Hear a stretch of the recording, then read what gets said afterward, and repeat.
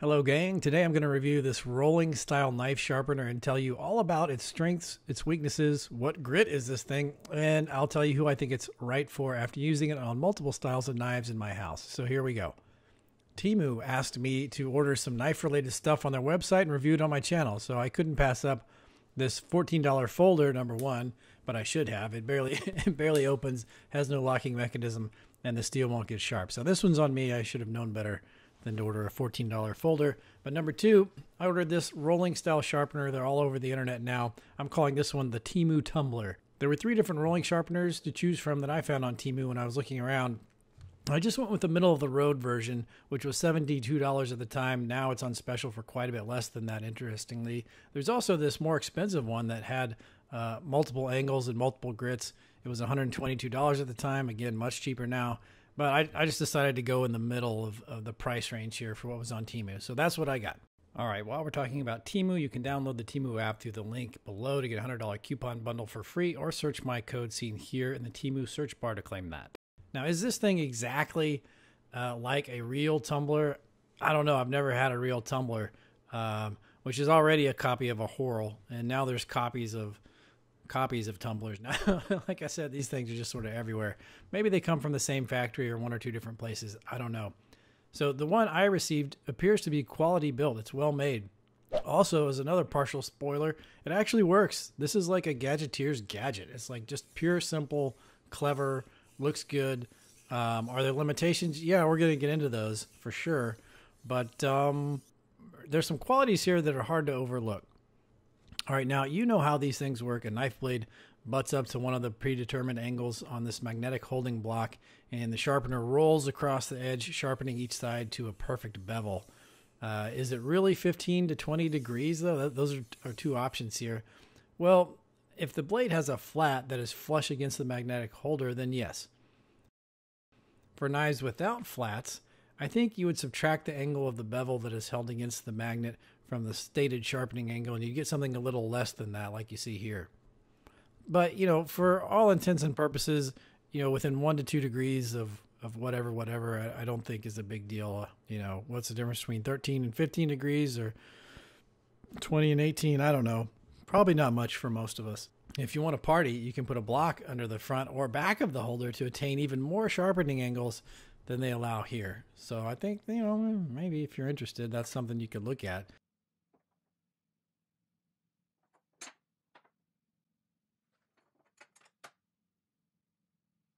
The magnetic pads on the holder are rubberized, and the magnets are reasonably strong, so the roller feels solid. It moves smoothly. Again, I think this is, I hate to admit it, this is really sort of a quality build, the best I can tell. Mine's functioned flawlessly, and it just has that solid feel. Now, with grit pads that aren't interchangeable, I think we've stumbled or tumbled across our first significant limitation. There's only 2 options here, a low grit side and a super fine honing side. What grit is the rough side? I couldn't really get that off the website. Maybe I just missed it. So I'm going to put things under a microscope here, and we're going to compare the scratch marks for the rough side here on the tumbler, the Temu Tumbler, against some known diamond stones that I have. Now, I did break this in on about a dozen knives before I did this test.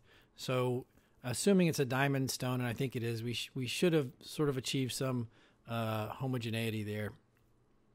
So as you can see, this low grit side leaves some pretty deep scratches, you guys. And I'm going to be honest here, even though the stone does cut, it doesn't really cut as quickly as I'd expect. So let's compare these scratches again to the diamond stones I have. Yeah, I mean, I don't even know what to say here. My diamond stones are well worn, so they're probably not leaving the scratch marks that a fresher set would. But I don't know what to make of the Temu Tumbler. I mean, look at that thing. Those are Royal Gorge size gouges. And yes, you have to break in diamond stones. I feel like we did a lot of that here. Maybe it needs more break-in. But I'm starting to suspect that more likely is the fact that this is sort of low-quality heterogeneous grit that isn't uniform, and that no matter how much break-in we do, we're still going to get some gouges here. That's what I suspect. I can't prove that. At any rate, what do you guys think? I'm just going to call this a toothy edge, and no judgment. We'll just move on to the honing portion. Now, the honing side, honing discs and rods and stuff, they don't cut. They certainly don't remove material, and they really don't polish either. They remove burrs. They sort of rearrange the micro serrations and push ridges over flat and do some other things. We really shouldn't see much under the microscope after we hone this. So this is after 4 to 5 passes, which is what the instructions call for with the honing disc. Not much difference. I don't think we expected to see a difference though, so that's cool. Out of curiosity, what happens after 35 passes with the honing disc? I mean, that's a little more interesting. Okay, this is going to be a total of 75 passes.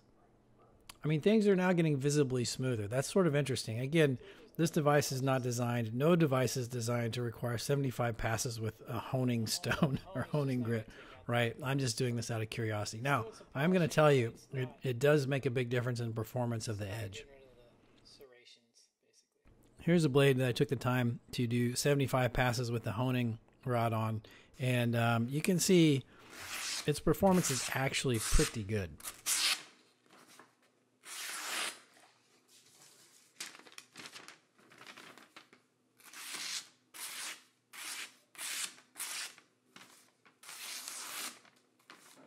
Now here's a knife sharpened as directed. It's not as high quality steel as the last knife, but it is a typical kitchen knife. 4 to 5 passes with the honing disc back and forth, and it's a serviceable edge. It still cuts. It will still shave hairs.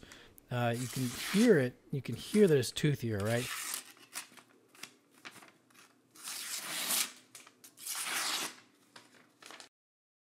By the way, with only 4 to 5 passes on the honing disc, I found that a fair number of my knives still needed to be stropped.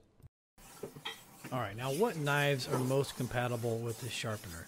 It works best with larger, flatter, fixed blade knives with full flat grinds, okay? So I'm talking basically primarily kitchen knives. And I think that's sort of what this was designed for. I haven't really seen it being advertised for use on other types of knives. So these style knives, kitchen knives, do quite well for the most part. Not all knives do that well. For example, Scandi grinds and saber grinds will tend to pull away from the flats where they're magnetically attached to the base thing, and they'll flip onto the bevel while applying pressure, which changes the sharpening angle and actually moves the knife around a little bit. Folders, which are sort of narrower, right, and tend to have more complex bevels and flats and hollows and stuff like this, can also be pretty problematic. Narrow knives like paring knives don't do well for some reason. They tend to flip up onto the top of the holder. That's just the way the magnets are arranged, I guess. So with much effort and care, you can hold smaller blades in place long enough to sharpen them. But I think any convenience or cool factor from the design of the sharpener just, they just vanish at that point. And I'm not sure if this thing holds up under those conditions. It sort of turns into a dud at that point for me.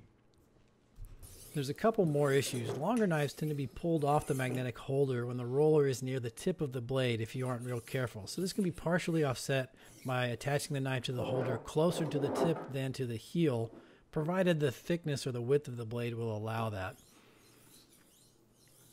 What about tall or wide knives? Well, the roller doesn't always reach, think of a cleaver. A roller won't reach the top, right?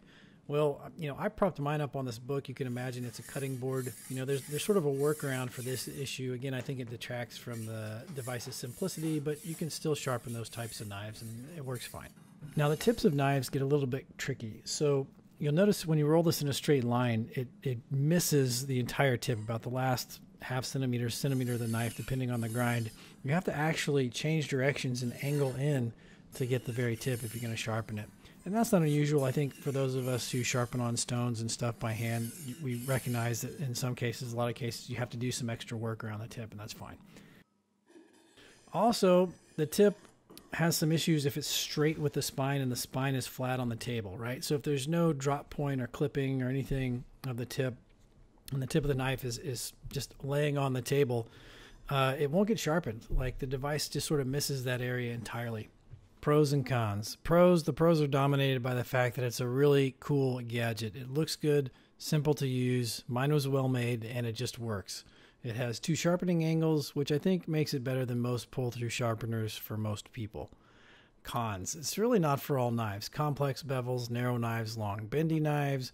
Most folders are going to have some trouble adhering to the magnetic holder for various reasons. Next, only one grit plus a hone. So professionals, knife people, they're really going to dislike this. Number 3, you have to use care around the tip of the knife. The simplicity and the cool factor are diminished as you have to think about using it a little more. So, I don't know. In conclusion, I wanted to hate this thing. I've always wanted to hate these things. I've always felt they were a gimmick. But the truth is, they're a lot of fun. So it's hard for me to dismiss this thing. The Temu Tumbler may actually have a place. It's cool and it works. And casual users that are going to want to condition a kitchen knife or two a few times a month are probably in luck here. It's a solid gift for gadget people. It's a good replacement for the pull-through sharpeners for people who use them. And I think that's where this is really directed. Let's not pretend it's for professionals or knife geeks, knife guys and gals, because it's not. The limitations with the types of knives it handles well and the grit limitations are significant. There it is. What do you guys think? Go check this stuff out on Temu. It seems pretty inexpensive right about now. So have a good one, guys.